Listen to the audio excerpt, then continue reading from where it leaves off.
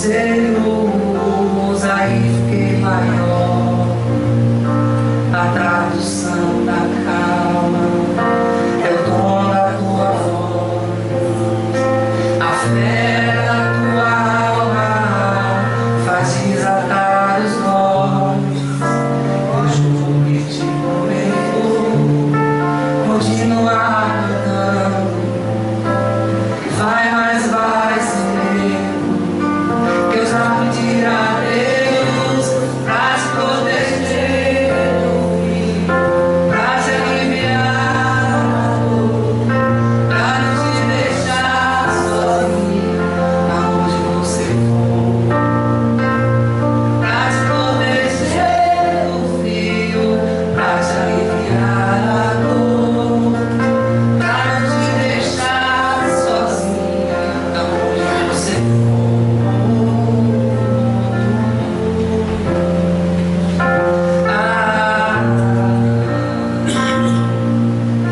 Vai, mas vai sabendo da minha gratidão.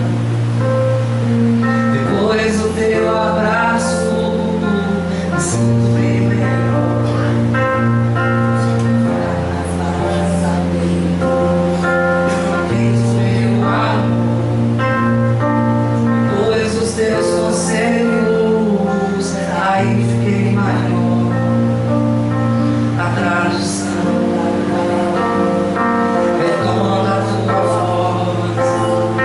A fé da tua alma faz desatar os nós. Eu juro que te prometo continuar cantando.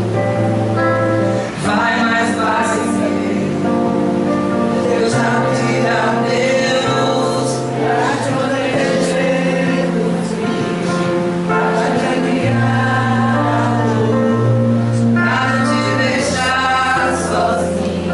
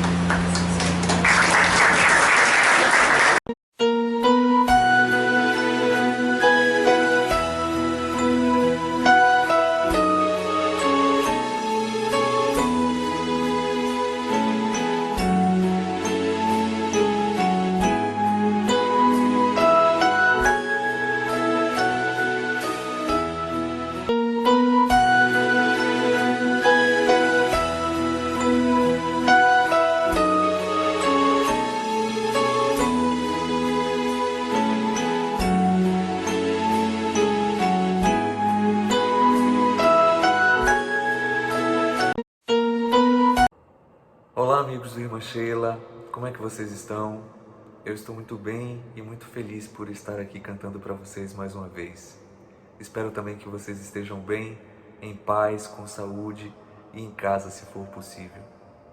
Quando eu estava pensando numa música para trazer aqui para vocês, eu me lembrei dessa que tem tanto a ver com esse momento que a gente está vivendo. Então eu espero que tudo isso passe logo, que a gente passe bem por tudo isso e que a gente possa se encontrar pessoalmente em breve.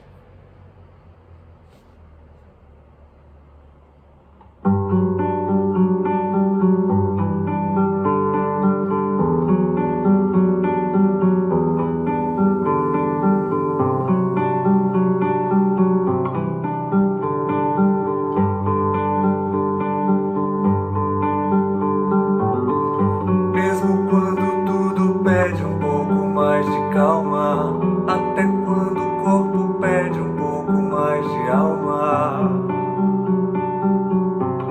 a vida não para.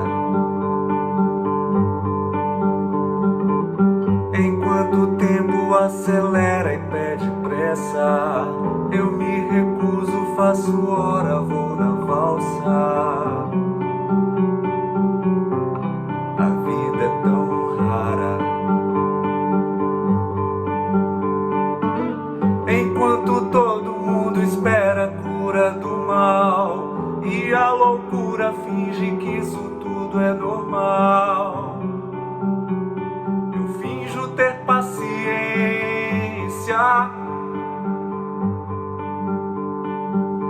O mundo vai girando cada vez mais veloz.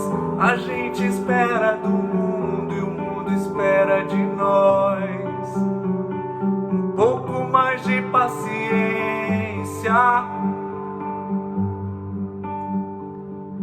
Será que é tempo que lhe falta pra perceber? Será que temos esse tempo pra perder? E quem quer saber? A vida é tão rara, tão rara. Mesmo quando tudo pede um pouco mais de calma, mesmo quando o corpo pede um pouco mais de alma, eu sei, a vida não para. A vida não para, não.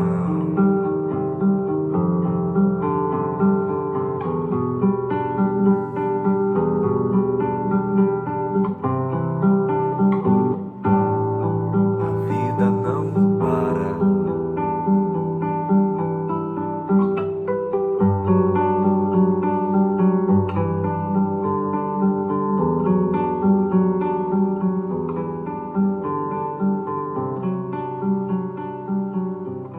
A vida não para.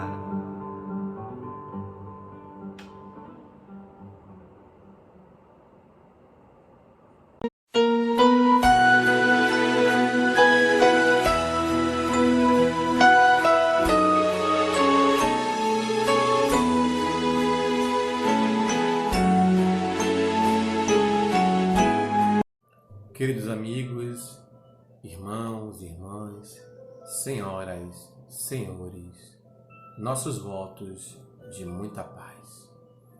Meus amigos da Fraternidade Espírita Irmã Sheila, é uma alegria renovada retornarmos a esta casa, ainda que de maneira virtual, para juntos refletirmos a respeito de um tema de tamanha importância para todos nós, um tema que nos convida a um mergulho interior. Todavia, como de costume, oremos. Senhor Jesus, em a noite de hoje, solicitamos, Senhor, a Tua presença, a presença dos bons amigos, dos Teus emissários, a fim de que possam nos instruir, a fim de que possam abrir as comportas dos nossos corações, das nossas mentes, retirando todos os preconceitos possíveis, para que possamos nos abrir ao novo, para que possamos refletir em torno da tua mensagem, ainda que advinda por outras mãos, mãos caridosas, mãos carinhosas, mãos que nos convidam à mudança. Se conosco, Senhor, hoje, agora e sempre. Queridos amigos, amigas, irmãos e irmãs, como disse há pouco, é com muita alegria que nós retornamos a esta casa, a esta tapera de luz. Então, nessa noite, iremos refletir a respeito de um tema que encontra-se na obra Autodescobrimento, uma busca interior. É a sexta obra da chamada série psicológica da mentora Joana de Ângeles. Esta obra foi lançada no ano de 1996. E aqui vai uma curiosidade. Bem me lembro, porque ninguém me contou, eu tive a oportunidade de presenciar esse instante. Neste ano que tinha sido lançado esta obra, Divaldo, como sempre, em suas viagens internacionais, o pau de Tasso de nosso tempo, divulgando a doutrina no continente europeu. E ele foi convidado então a falar no Instituto Jungiano Internacional, na Suíça. Ao chegar lá, na porta, ele, portador de uma mediunidade, a qual todos nós conhecemos, portanto dispensa comentários, ele viu então o espírito Carl Gustav Jung. Olhou para ele e disse: meu filho, entra porque hoje vais falar sobre a minha inspiração. Divaldo vai narrar essa história numa quinta-feira, à noite, na Mansão do Caminho, quando do seu retorno desta viagem. Bem me lembro então que Divaldo disse o seguinte, que quando entrou, sentou, as pessoas fizeram a prece, as apresentações devidas, e de repente Jung se acoplou através de clichês mentais no seu psiquismo. Ele então começou a falar a respeito da chamada psicologia junguiana. E Divaldo nessa noite nos revelou a todos ali, que ele nada sabia, ele não conhecia os meandros, a intimidade da psicologia junguiana.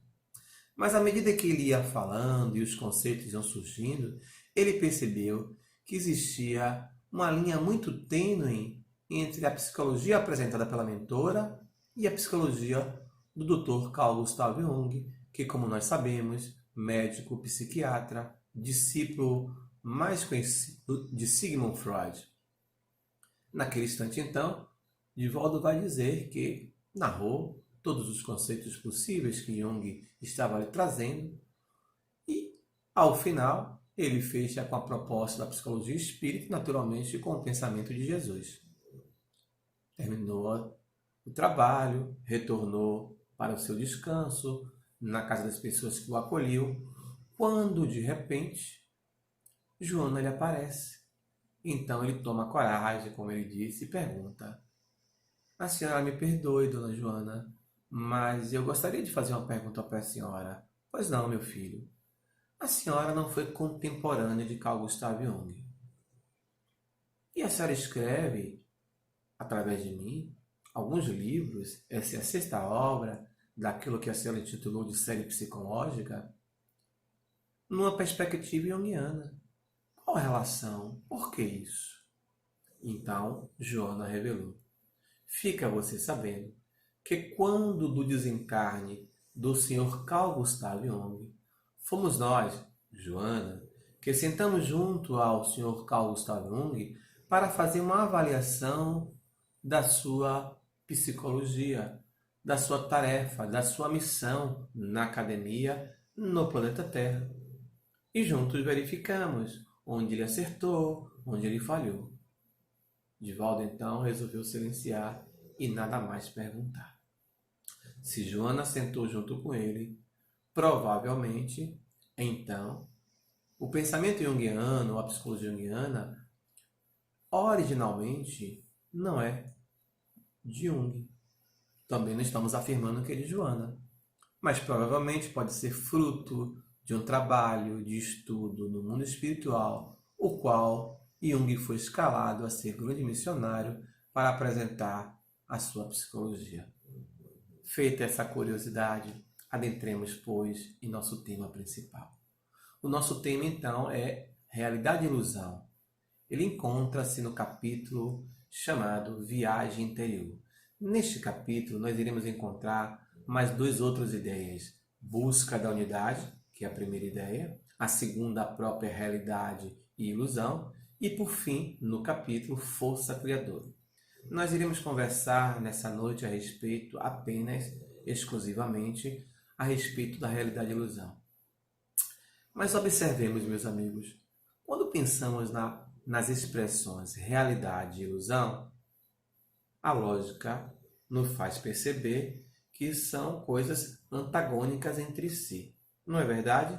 O que é real, o que é ilusão. Mas afinal de contas, será que tudo é real ou o que é real de fato?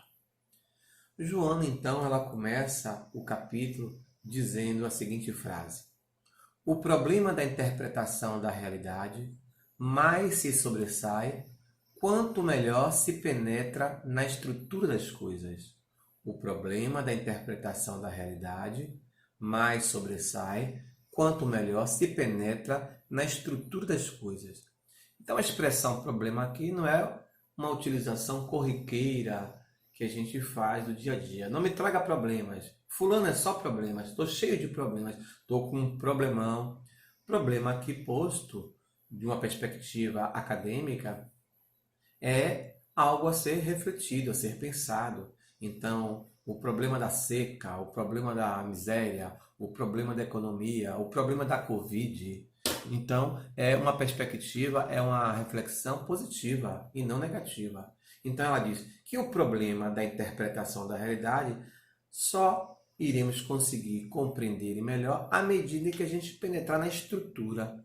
E por conta disso, ela vai justamente dizer no seu capítulo, no texto seguinte, diz assim: a visão inicial objetiva capta a imagem do capricho dos átomos, aquilo que eles expressam sob a força da aglutinação de suas moléculas. Para quem não é da área ou para quem não lembra das aulas de química, fica meio, precisamos devagarzinho para quem está escutando. Ó. A visão inicial, de cara, popularmente falando, objetiva, olhar objetivo, que capta a imagem. Por exemplo, eu pego esse pendrive e ao olhar eu vejo um pendrive. Mas nessa primeira olhada que eu dei aqui agora, que vocês estão acompanhando, dá para identificar que esse pendrive, por exemplo, qual é a estrutura dele? Aparentemente ele tem uma parte metálica em aço. Aparentemente tem uma parte branca que parece ser plástica. Mas eu tocando, eu percebo que não é plástico, é borracha. Vocês aí não conseguem perceber. Olha o que o Joana diz. A visão inicial objetiva capta a imagem do capricho aí poético, dos átomos, aquilo que eles expressam sobre a força da aglutinação molecular. Isso me fez lembrar uma canção, uma poesia de Caetano, uma pequena parte que ele diz assim: os átomos todos bailam, reluz neblina. Na canção, por licença poética, ele diz: os átomos todos bailam, reluz neblinar. Neblinar não existe, Mas ele, com a licença poética, canta. Então, os átomos bailando, como diz Joana, se aglutinam, porque não existe vácuo, não existe vazio. O que a gente, por exemplo, aqui agora eu estou olhando para frente. Não está vazio, nem o que vocês estão vendo. A realidade é outra. Nós temos aqui um oxigênio, que agora, inclusive, está mais puro, em função da redução de gás do monóxido de carbono, dos transportes coletivos em grande volume, dos carros de menor porte, nós estamos mais em casa. Vocês perceberam que durante a Covid a natureza deu uma resposta positiva? Na TV vocês observam que, por exemplo, o jornal mostra que o mar está mais limpo. Outro dia eu estava na residência e de repente chegaram alguns insetos bonitos, inclusive, de espécies diferentes. Olha que coisa, curioso isso, né? Mas voltemos. Então os átomos todos bailam, reluz neblinar, ou neblina. Joana, quando fala isso, ela está dizendo que quando a gente vê, nem tudo que você vê é. Por exemplo, uma água. A água, nós sabemos que a sua composição química é feita das seguintes moléculas atômicas: hidrogênio e oxigênio. No caso, H2O.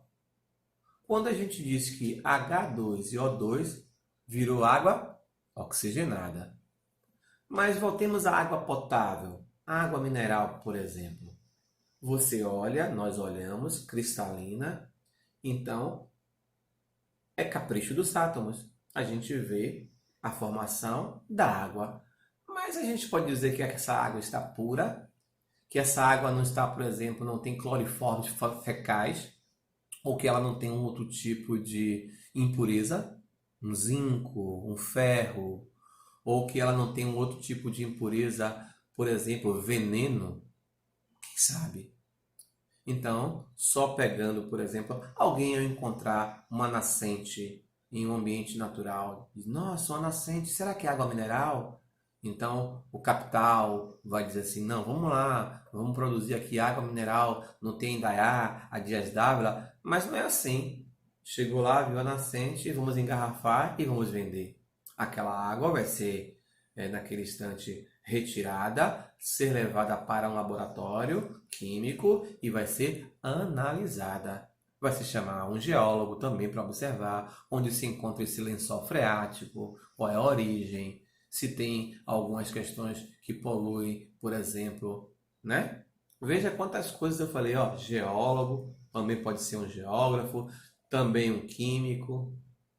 E a água é levada para o laboratório. A Joana vai dizer assim, à medida que recorremos às lentes de aumento, vai mudando a aparência até detectar os espaços subatômicos. Na velha aula de química, se bem me lembro, a gente aprende, por exemplo, quer dizer, na minha época eu aprendi que o átomo era a menor partícula indivisível. Hoje nós sabemos que o átomo não é a menor partícula, nem tampouco ele é indivisível. O átomo ele é infinitamente divisível. Nós não temos recursos, instrumentos, ferramentas para mensurar. À medida em que os cientistas vão identificando partículas subatômicas menores, vão dando nomes. Quark, top quark, né? Então são nomes que vão se dando à medida que a gente descobre. É o que Joana diz. Então, a visão inicial objetiva de uma imagem que a gente capta é capricho dos átomos. O que você vê não é a realidade. Só de posse de lente de aumento, ela vai dizer, quando recorremos à lente de aumento, vai mudando a aparência até detectar os espaços subatômicos. Eu posso encontrar, por exemplo, na água mineral, impurezas. Impurezas naturais e que não fazem mal, ou posso encontrar impurezas que podem fazer mal. Por exemplo, deixa de ser uma água potável, mas pode ser uma água que pode ser utilizada para outras possibilidades. Então, diante disso, Joana vai fazer uma outra revelação. Ela vai dizer que, em verdade, assim são as relações, assim somos nós, criaturas humanas. À medida em que nós nos aproximamos do outro e convivemos com o outro, é que nós vamos conhecendo um pouco mais do outro. Mesmo assim, quando a gente, vamos falar de relacionamento afetivo, né? Entre homoafetivos ou entre heterossexuais, tanto faz. Relações afetivas. As pessoas se conhecem, elas por algum motivo gostam uma da outra, alguma coisa atrai, que pode ser uma beleza física, pode ser uma beleza intelectual, pode ser uma alegria, pode ser um jeito que lembra fulano, que lembra Beltrano, projeções. Mas enfim, a gente namora, a gente casa ou a gente vai morar junto e a gente vive uma vida. E essa vida, por exemplo, a gente vai viver 1 mês, 2 meses de namoro. A gente casa, aí vai viver 6 meses, 1 ano de estar morando junto, casados. De repente, já se foram 15 anos, 20 anos, 25 anos. Às vezes eu ouço alguns casais dizer assim: eu bem conheço o meu marido, o meu esposo, eu bem conheço a minha esposa, a minha mulher. Mas às vezes acontece algo, um percurso, um acidente de percurso, e a pessoa disse: mas como fulano se revelou? Ou então, saindo do âmbito, por exemplo, da questão de relacionamento, a gente pode assim, quando as pessoas não tinham pouco dinheiro e passaram a ganhar muito dinheiro, assim, poxa, fulano depois que ganhou muito dinheiro se revelou uma outra pessoa. Será que fulano se revelou uma outra pessoa ou ele já era? O dinheiro, então, no caso, proporcionou ele revelar aquilo que já estava lá, adormecido, que às vezes nem ele tinha consciência, e às vezes tinha, mas ele escondia para os outros através das máscaras sociais.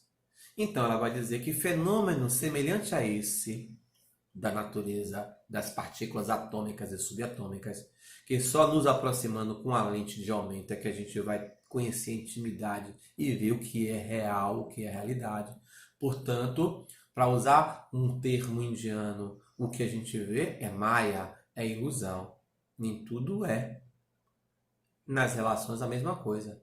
Nós, seres humanos, encarnados e desencarnados, somos uma caixinha de surpresa.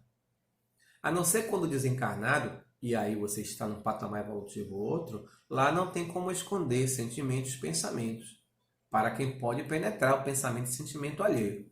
Mas nem todo espírito consegue penetrar pensamento e sentimento alheio. É bom que se diga isso para que a gente não fique no imaginário, para que a gente não fique na ilusão. Então, a proposta de Joana no início do capítulo é essa, ou desse subcapítulo, realidade e ilusão. Que nem tudo que você vê é real.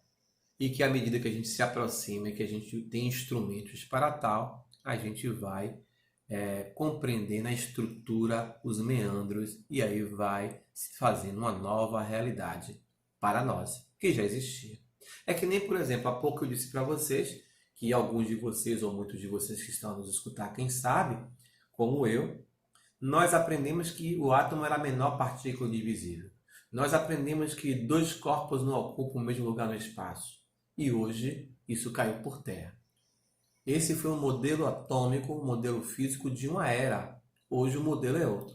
Quer dizer que hoje o átomo ele passou a ser divisível e antes ele era indivisível? Sim ou não? Claro que não. O átomo sempre foi divisível. O que acontece é que hoje nós temos instrumentos, nós temos conhecimento, nós temos ferramentas para ter uma visão de uma nova realidade, de uma nova proposta, de um novo modelo atômico. E esse modelo, inclusive, ele pode se transformar, pode se modificar daqui por diante. E certamente ele vai se ampliar e vai se alterar. Nesse sentido, então, a gente vai dizer que assim somos nós, criaturas humanas. Joana vai narrar para a gente que nós somos pessoas que estamos em constante mutação. Uma palavrinha grega, devir. Existe um filósofo grego chamado filósofo da natureza, Heráclito. Ele dizia o seguinte: ninguém toma banho duas vezes no mesmo rio. Ninguém toma banho duas vezes no mesmo rio. Observemos a metáfora e agora vamos interpretar, vamos nos aproximar dessa realidade para que a gente possa entender a estrutura do que Heráclito quer dizer. Naturalmente, muitos de vocês, quem sabe todos, já perceberam. Veja, o que é que caracteriza um rio? São águas correntes. Geograficamente, o Rio São Francisco se encontra ali. Existe a cabeceira, a nascente do rio. Ele vai desaguar no mar em uma estrutura tal, 1 quilômetro de distância. Ele nasce em um estado, passa por outro estado e vai desaguar em outro estado, por exemplo, no mar. Ok? Mas vamos imaginar o Rio São Francisco em uma região Juazeiro. Nós estamos ali, né, porque a orla de Juazeiro é uma diferente, a orla marítima de lá é de água doce, diferente da orla marítima de Salvador, que é água salgada. Então vamos imaginar Isso também serviria para o mar, mas como é de Heráclito o pensamento, tem um rio aí, etc e tal, imaginemos, a gente está em Juazeiro, um calor danado, estamos ali tomando um suco, um refrigerante, comendo um peixinho na beira do rio, e de repente a gente resolve adentrar o rio, tomar um banho para refrescar o corpo. Refrescamos o corpo, saímos do rio, voltamos, comemos um outro peixinho, tomamos um outro suco, uma água de coco, dessa vez, para variar. Entramos de novo. Aí Heráclito disse, ninguém toma banho 2 vezes no mesmo rio. Alguém pode, mas o rio é o mesmo, é São Francisco, é aqui em Juazeiro. É o mesmo? Não. Porque o que caracteriza o rio são as suas águas correntes. Então Heráclito quis dizer com essa metáfora que tudo está em constante movimento, em constante transformação. O cancioneiro moderno, contemporâneo de todos nós, ainda entre nós, Lulu Santos, ele diz: nada do que foi será de novo do jeito que já foi um dia. Tudo passa, tudo sempre passará. A vida vem em ondas como um mar, no indo e vindo infinito. Tudo que se vê não é igual ao que a gente viu há um segundo. Tudo muda o tempo todo no mundo. Tudo muda o tempo todo no mundo. Observe. Nada do que foi será igual ao que a gente viu há um segundo. Tem uma relação diretamente proporcional com o pensamento de Heráclito? Ninguém toma banho 2 vezes no mesmo rio? Tem. Tem uma relação diretamente proporcional com o pensamento da veneranda Joana de Ângeles nesse capítulo Viagem Interior, nesse subitem que é realidade e ilusão? Tem. Então, tudo está em constante mudança, transformação, e a realidade também, ela vai se transformar para cada um de nós. E é curioso que, por exemplo, se eu colocar este dedo aqui e eu olhar esse dedo a partir dessa minha perspectiva, quem olhar de cá, quem olhar de cá, quem olhar de lá, cada um vai ter uma visão da realidade diferente. E existe a chamada ilusão de ótica. Por exemplo, também se eu colocar o dedo aqui ao centro e eu fechar um olho e fechar o outro olho e olhar com os 2 olhos, faça essa experiência. A gente vai ver de forma diferente. Então é isso que ela vai dizer. Ela vai chamar a atenção que quando seres espirituais, quando nós reencarnamos, nós assumimos papéis dos mais diversos possíveis.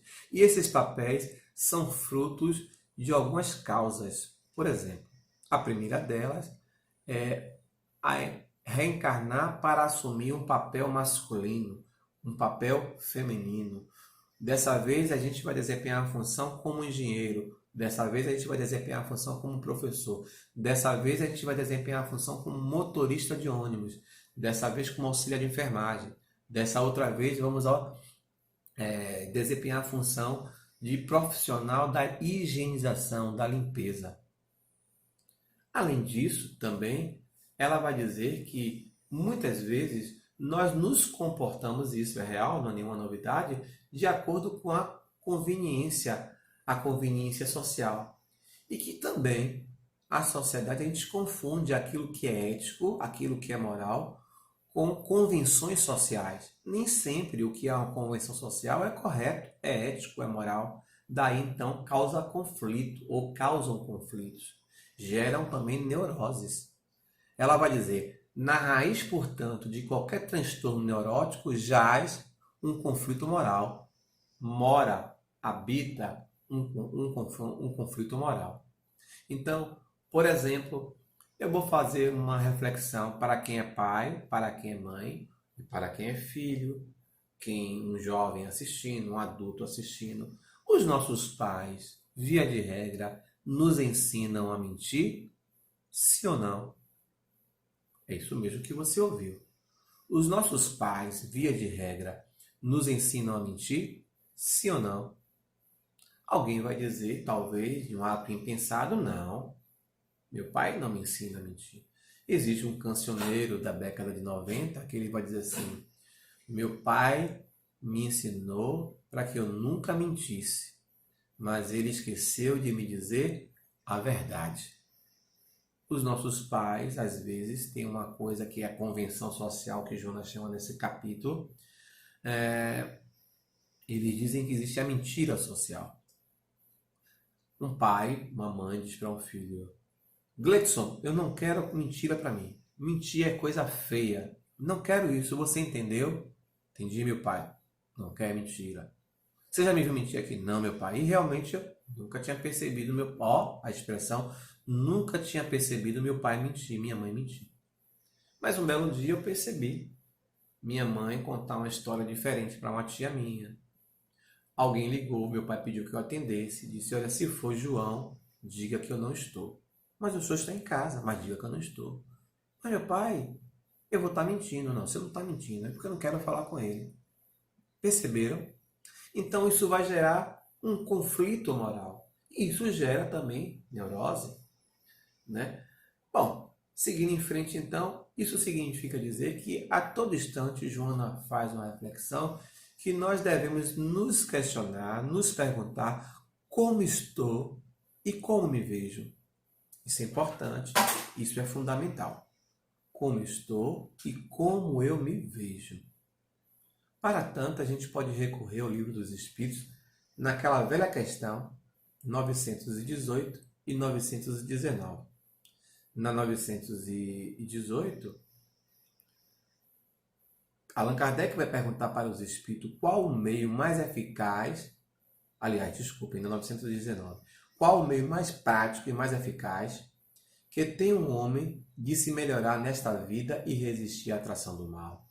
Qual o meio prático mais eficaz que tem um homem de se melhorar nesta vida, podia ser nessa existência, e de resistir à atração do mal?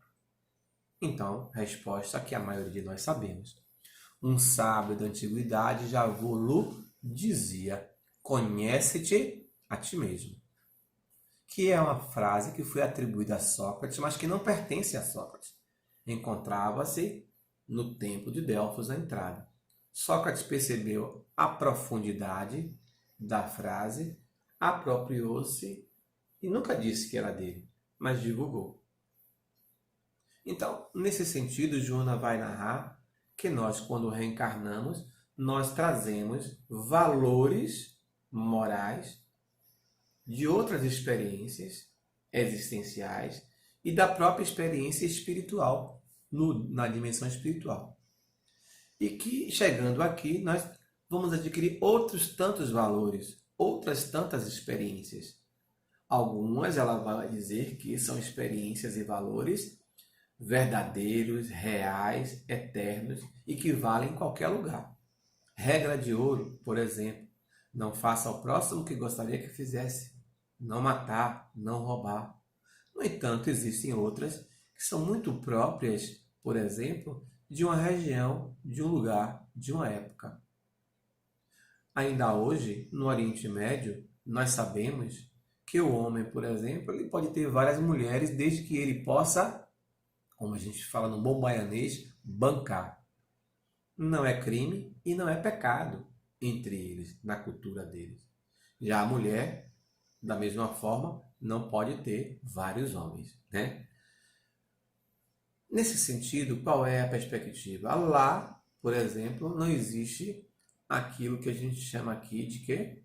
Quando a gente tem mais de um casamento, a pessoa é bígama, bigamia. Então não é crime de bigamia. No Brasil, há crime de bigamia, em que pese, por exemplo, culturalmente, as pessoas aceitam. Sobretudo, curiosamente, numa cultura machista, o homem ele tem alguns aspas privilégios. Coisas simples, por exemplo, João e Maria estão namorando. João e Maria terminaram a relação. João terminou a relação, saiu hoje à noite, arrumou Mariana, paquerou, namorou, ficou. Maria, na mesma noite, saiu, paquerou, ficou Pedro. As pessoas irão dizer que João ele é garanhão. Os preconceituosos vão dizer que Maria é uma... não precisa dizer. Então as pessoas vão atribuir palavras, né? Uma piriguete, desculpe um termo grosseiro, né? Então, nesse sentido, a gente percebe, e Joana fala sobre isso, que existem valores que são perenes, que valem para a vida toda, em qualquer lugar, em qualquer âmbito, que esses devem ser cultivados, que são eles que irão nos mostrar, à medida que a gente se apropria desses valores, que a gente faz esse mergulho interior, como estou, como me vejo. Porque essa foi a questão do 919, né? Qual é o meio mais prático e eficaz que o homem tem? Conhece-te a ti mesmo. Mas Kardec pergunta para os espíritos: e como é que se dá esse autoconhecimento? De que maneira? Aí Agostinho, que é um dos espíritos responsáveis pela codificação, ele irá dizer o quê? Que fazei como eu fazia quando estava na existência como Agostinho. Em Confissões, que é uma obra de Santo Agostinho, né? Ele vai dizer que toda noite, antes de dormir, ao deitar a cabeça no travesseiro, ele meditava, ele refletia: como foi meu dia hoje? Eu machuquei alguém, eu maltratei alguém, eu preciso pedir desculpa para alguém, eu preciso pedir perdão, eu preciso desculpar, perdoar alguém, eu me equivoquei na interpretação das relações. A maioria de nós não fazemos isso, por exemplo. Então, nessa perspectiva, o convite de Joana é que ela diz, a nossa maior dificuldade dentro da realidade social é diferenciar aquilo que é ético, que é moral, e aquilo que é convenção social. E que uma vez quando a gente vai se conhecendo, que a gente vai se apropriando de valores morais e éticos elevados, e ela diz então que a gente faz essa conquista praticando boas ações, porque nessas ações saudáveis, positivas, em afirmações positivas, fazer o bem, por exemplo, cria-se um novo hábito, um novo costume, amplia-se a visão, é como se tivesse colocado lentes de aumento, e a gente se aproxima dos átomos e vê de forma diferente na sua estrutura subatômica, conforme ela diz no início do capítulo. Dessa forma, então, a gente começa a observar que é fundamental, é importante o conhecimento de si mesmo. Mas Joana diz que, em verdade, nós temos dificuldade. Vocês estão vendo minha cadelinha que está tossindo, viu? É Zezinha, ela está com gripada, por isso que ela está assim. Não é nenhum ser humano que está espirrando e com o pigarro, não. É minha cadelinha de 13 anos. A propósito, fazendo parêntese, uma grande companheira, né? Divaldo fez uma live nessa semana e ele disse que cuidar dos animais é uma experiência importante. Que as pessoas que são capazes de cuidar de animais, outras não entendem, também são capazes de cuidar salvar vidas. Chico Xavier, ele dizia, inclusive, que quando nós amamos os nossos animais e cuidamos dele com carinho, com afeto, com responsabilidade, ele diz que é um estágio para aprendermos a sermos anjos guardiães em um futuro próximo. Bom, feita a propaganda, porque é Zezinho o nome da minha cadelinha, fez o barulho aí, né? Tá andando, circulando aqui em casa agora. Voltando, então, nessa perspectiva, vamos dizer que a grande dificuldade, o grande desafio é diferenciar aquilo que é real, aquilo que são os valores reais, os valores perenes, os valores que são imutáveis, com aqueles que são valores de uma condição social, de uma convenção social, que nem sempre são verdadeiros, reais e são corretos. Então ela diz que quando a gente reencarna, entre outros desafios também existe aquele que é lidar com essa realidade, não formar conflito, né? E a partir daí a gente sempre fazer a opção pelo que é certo, ainda que a sociedade nos conduza a uma outra tipo de atitude, um outro tipo de ação. Por isso que ela vai dizer que a ação no bem, as ações no bem, as atitudes no bem, fazem com que a gente crie novos hábitos e que a gente amplie a nossa percepção de mundo. E a gente vai se transformando, vai se melhorando. Ela fala também que nós usamos máscaras, todos nós, né? Temos máscaras. Ela diz assim: no campo psicológico dá-se o mesmo fenômeno. Sobre a máscara da personalidade encontram-se expressões insuspeitáveis da realidade, que somente a largo tempo e com auxílio das lentes da percepção profunda se consegue identificar. Aqui é uma curiosidade para quem não sabe. A palavra persona, personalidade, vem do grego, máscaras. No anfiteatro grego, no passado, então, os atores que iam representar as personagens, então, quando ia se apresentar com, por exemplo, a arrogância, o orgulho, a vaidade, a raiva, eles constituíam máscaras artesanais e a cada momento que o personagem ia ter uma fala, ele colocava uma máscara, a máscara do orgulho, a máscara da vaidade, a máscara do ódio, a máscara da arrogância e naquele momento iam desempenhar o papel. Assim sendo, nasce essa perspectiva de persona e personalidade. Então Joana vai afirmar que a nossa personalidade é um construto a partir de vários elementos. Primeiro elemento, não pode se descartar o elemento espiritual, porque você reencarna e já traz consigo valores outros. Já tem uma personalidade. Mas ela diz, como nós somos seres em construção, seres em evolução, lembra? Ninguém toma banho 2 vezes no mesmo rio. Estamos em constante mutação, movimento.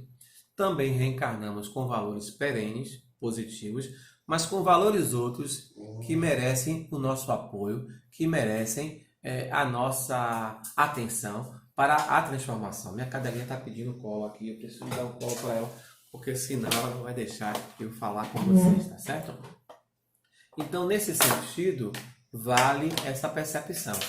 A percepção de que devemos ter, no caso aí, essa consciência de observação das coisas. Então, Joana vai dizer para a gente que a gente observe, que a gente analise o nosso comportamento, os nossos valores, a nossa conduta, aquilo que vale e o que não vale. E que existem algumas coisas que devem ter tanto cuidado para que a gente possa transformar. Então, a gente reencarna, às vezes, com alguns hábitos que não são saudáveis, né? Hábito, por exemplo, de falar da vida alheia, hábito, por exemplo, de, além de falar da vida alheia, só um minutinho, pessoal, desculpa, tá? De falar da vida alheia, a gente tem hábito de ser glutão, de se alimentar demais, a gente tem hábito, por exemplo, também de sexo, a gente tem hábito, por exemplo, de pensar fixações mentais negativas, a gente tem hábito de toda ordem. Ela tirou aqui o microfone e vou colocar. A gente tem hábito de toda ordem. Então, nessa perspectiva, costumes e hábitos são passíveis de mudança, de transformação. Mas Joana vai chamar a atenção da importância de que a gente se aproprie. Isso só se dá através do autoconhecimento. E o autoconhecimento não é algo que se dá, por exemplo, da noite para o dia, em absoluto. O autoconhecimento é do nascer até o último instante aqui na Terra. Uma vez eu vi um pensamento de Joana muito curioso, aqui por associação de ideia. Ela diz assim: todos nós. Achei interessante e importante a forma que ela, da construção da sua frase. Ela diz assim: todos nós, para acertar ou para errar, suficiente é estarmos encarnados ou reencarnados. Olha que coisa curiosa, pessoal. Porque, veja, ela disse todos nós. A gente precisa compreender que espíritos puros, Jesus, esses não erram. Mas espíritos superiores ainda podem sofrer, por exemplo, influência da matéria. E se naquele instante algumas questões das paixões humanas fizerem presente, porque o processo na escala espírita, conforme o Livro dos Espíritos, a gente vê o espírito de primeira, segunda, terceira ordem, e nas classes que estão ali dentro das ordens, existem características, né? Morais e intelectuais. Então, é interessante e importante, por exemplo, ao nos apropriarmos desse capítulo de Joana que ela propõe para a gente, é bacana também, por exemplo, dar uma passadinha no Livro dos Espíritos, claro, é a base, para a gente perceber esse aspecto, inclusive, o aspecto evolutivo de todos nós. Então, feita essa reflexão, a gente traz uma outra aqui. Ela diz assim: a criatura humana é um complexo de expressões que se alternam conforme as circunstâncias. Olha só, a criatura humana é um complexo de expressões que se alternam conforme as circunstâncias. É o que eu falava há pouco. Então, muitas vezes, por uma questão de convenção social, a gente vai se ajustando, se amoldando. E nem sempre esse ajuste, esse amoldar-se, que a gente faz pela amálgama social, nem sempre é saudável. nem sempre é moral. Nem sempre. Vivemos um momento agora delicado, não só em nosso país, mas no mundo inteiro, no que se refere à política, por exemplo. E muitas vezes na polarização, as pessoas tomam atitudes que vão retomar o nosso primarismo. Estamos em pleno século XXI e as pessoas estão agredindo, inclusive fisicamente. Observe. Então, curioso isso.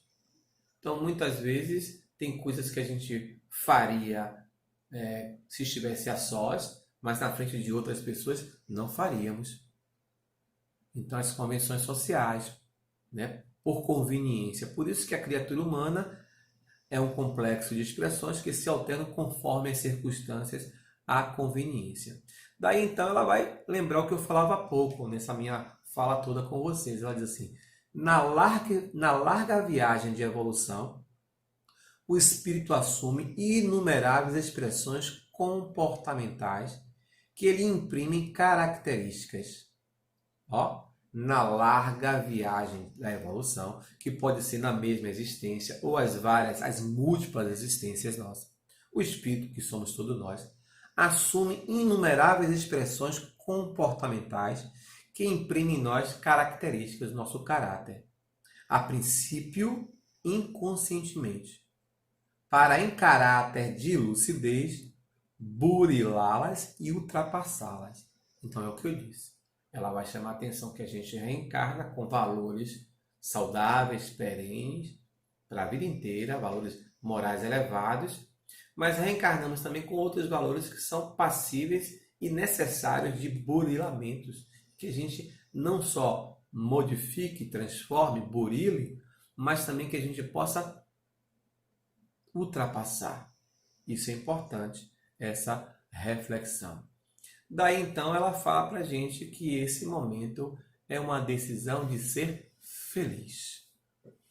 A realidade profunda, ela habita, jaz em nós, sobre a personalidade do ser em trânsito que somos nós. De Joana, ainda mergulhado na ilusão, há um passo, certamente. O passo é da decisão de conquistar e ser feliz. Conquistar a si mesmo. E isso só dar-se-á à medida em que a gente fizer um mergulho interior, mas um mergulho verdadeiro. Eu me lembro aqui agora, que uma vez eu assisti uma palestra do então psicólogo francês, que foi fundador da Unipaz aqui em Brasília, o Dr. Pierre Weil, célebre, ficou conhecido muito por uma das suas obras mais conhecidas, popular talvez, é O Corpo Fala Sem Palavras, mas existem inúmeras outras obras fantásticas do Dr. Pierre Weil. Uma certa vez eu assisti, foi na Universidade Federal, foi na Católica, não me lembro, que foi um ciclo de palestras que ele estava em Salvador e nós fomos assistir. E eu me lembro que ele contava uma história muito curiosa, uma narrativa pessoal. Ele dizia que certa vez ele foi convidado a um mosteiro para passar uma temporada com monges beneditinos, amigos inclusive. E chegando lá, ele passando essa temporada, ia passar, não me lembro agora, se 15 dias ou mesmo, um pouco mais, um pouco menos, pouco importa. Mas na primeira semana, nas primeiras noites, ele percebeu, por exemplo, que os monges tratavam ele com muita distinção, com muito carinho. E não deixavam, por exemplo, que ele tirasse a mesa. Isso incomodou ele profundamente, porque não existiu no mosteiro, pelo menos ele narrava, por exemplo, desculpem, empregadas domésticas. Deixa eu beber um pouco de água, tá?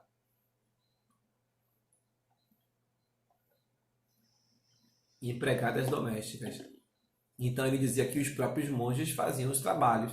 Isso incomodou, porque viver em comunidade era cada um assumir sua tarefa. Eis que então, à noite dessa de jantar, ele retirou o seu prato. Doutor Pierre, por favor, não faça isso. Ele, não, faço questão. Não satisfeito, ele tirou o prato e fez aquilo que alguns de nossos pais nos ensinam. Que é importante, mesmo que você seja pobre, que você seja classe média baixa, que você seja classe média média, que você seja classe média alta, que você seja classe alta, que você tenha empregada, mas retirar o seu prato. E se for colocar o prato na cozinha e que tenha uma empregada que vai lavar, jogar os restos mortais, né? No lixo. Então, o Dr. Pierre fez isso, tirou o prato, jogou o resto no lixo e de uma hora para outra resolveu lavar os pratos. O monge então disse: não, doutor, em absoluto. Ele fez: não, faço questão. Se não fizer isso, vocês. Aí, de tanta insistência, eles permitiram. Pierre foi, fez tudo isso, inclusive lavou os pratos, secou, depois eles ficaram mais amistosos e Pierre foi se recolher para dormir. Quando ele foi dormir, me lembrou Santo Agostinho. Ele fez algumas reflexões do dia dele. E ele disse que uma das reflexões foi esse comportamento perante os monges. Ele se perguntou: eu verdadeiramente tirei os pratos, lavei os pratos, sequei os pratos, guardei os pratos, porque tive consciência de um senso de viver em comunidade? Ou eu fiz isso porque eu queria parecer ser bonzinho, ser distinto, ser grato? Ou fiz de fato por compreender que a vida em comunidade nos exige esse compartilhar ações, atividades? E ele chegou à conclusão, verdadeiramente, isso que é um autoconhecimento, que ele fez no bom baianês para se amostrar. Imaginemos. Ou seja, ele fez muito mais por uma questão de vaidade, de estar bem na fita, do que verdadeiramente por compreender que, de fato, era uma necessidade do coletivo. Entende? Então, às vezes, eu sempre digo também, por exemplo, ao assistir uma série, para quem gosta, na Netflix, uma novela, aquela novela antiga que parece que está repetindo agora na Covid, a gente está vendo, né? Que tem a Carminha, a Avenida Brasil. Então, veja, ou uma personagem de um filme qualquer, como eu disse, de uma série qualquer. E esse personagem, às vezes, ele foi uma personagem, como Carminha foi uma personagem má, ou um personagem outro no filme, ele abusou de criancinhas. E de repente, lá na frente, alguém pega esse personagem, prende esse personagem, bate esse personagem e faz maldades. E às vezes as pessoas se pegam assim: isso, pegue, tome, mereça. Ah, recebeu, foi justo fazer isso. Ele mal, muito mal. Olhe para você, veja os seus sentimentos. Alguns talvez irão dizer assim: ah, Gleison, mas isso é filme, é novela, é ficção. Não, não é filme, não é novela, é ficção. Está revelando os seus sentimentos secretos que habita em você, que habita em cada um de nós. É a realidade profunda jaz da nossa personalidade, de nós enquanto seres em trânsito. Daí a recomendação junina de, nesse instante, fazer a distinção. Esse é o desafio daquilo que é correto, daquilo que não é correto verdadeiramente. Percebe? Isso é fundamental. Isso é importante. É o mesmo que dizer, sem entrar em questões políticas, mas dizer que, por exemplo, não existiu escravidão no Brasil, ou que a escravidão foi uma coisa boa. Entende? Ou como uma vez eu me lembro que um jovem levantou a mão para um certo professor e disse assim: mas professor, mulher sempre apanhou de homem. E o professor perguntou para ele assim: meu filho, você quer dizer que você está naturalizando o homem bater na mulher? Não, mas meu pai disse que sempre foi assim, professor. Entendem? Convenção social. Nem sempre aquilo que... Isso é uma coisa bastante esdrúxula, naturalmente. Mas existem outras questões, outras convenções que não são tão esdrúxulas, mas que são amorais. Existem coisas que são legais, mas que não são morais ou moral. Por exemplo, com todo carinho e todo respeito ao magistrado, o magistrado ganha muito bem. E às vezes ele já conquistou a sua casa própria. Não é justo. Auxílio paletó, auxílio moradia, auxílio educação para pagar a escola dos seus filhos. E não é ilegal, é legal, mas não é moral. Porque ele ganha o suficiente para pagar uma excelente escola para os seus filhos. Se o salário é excelente, ele não precisa de auxílio educação. Então, nem tudo que é legal é moral. Ou lembrando o velho Paulo, né? Ou Saulo, né? Nem tudo que me é lícito, né? Tudo eu posso, mas nem tudo me é lícito. Então, voltando aqui à nossa perspectiva, chegando ao final desse instante nosso, eu gostaria de compartilhar com vocês uma canção. do que era Ó, antes.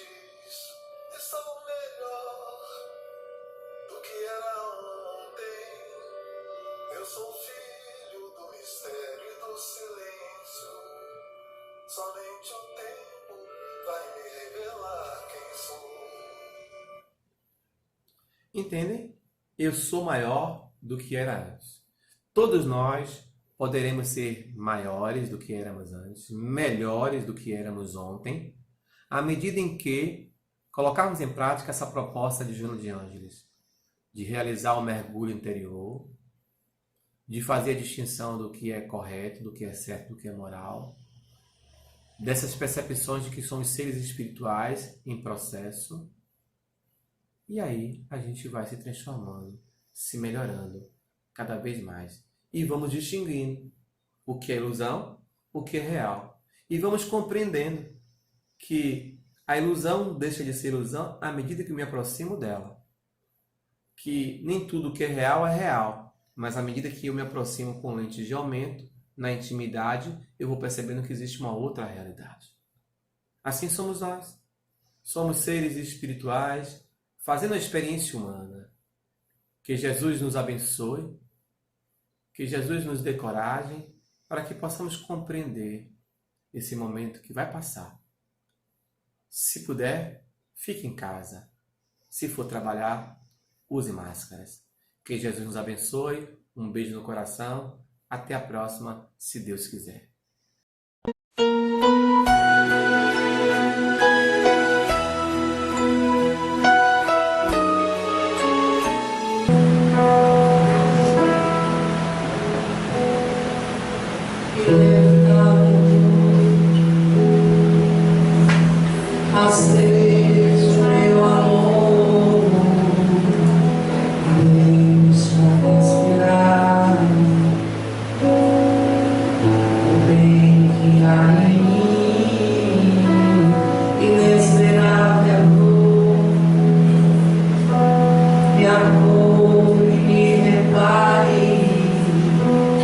Mas tenha compaixão,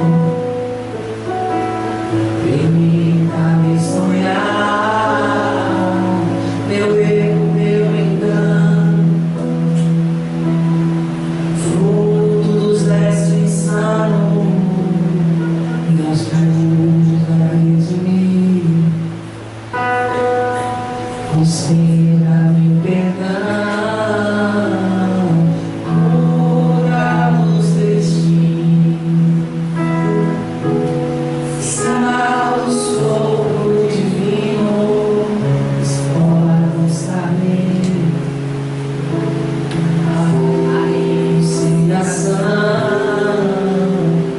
Me faz eu ver.